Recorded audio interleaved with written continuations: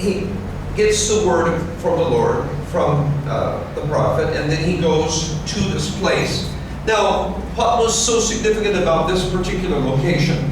The thing that was particularly significant about this location is way back in Genesis 22, in Abraham's life, this is where Abraham had gone when he was told to sacrifice his son.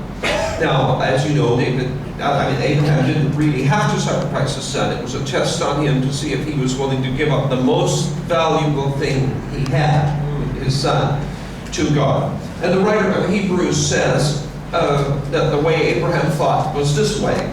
God had already promised that through Isaac, the promise would be given. And this was in Genesis 17. So by the time you get to 22, it's Abraham already has this promise that through Isaac the promise will be. Now he's being told to sacrifice Isaac. So how, since God is true and God does not lie, how does Abraham reconcile these two statements? Through Isaac the promise will be, but now you have to sacrifice Isaac.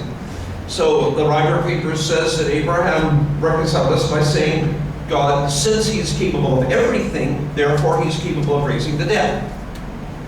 Now, we look back and we see instances in the scripture and testimonies that we have heard since then about people who have been raised from the dead. And we say, God did it before, God can do it again. Abraham didn't have that.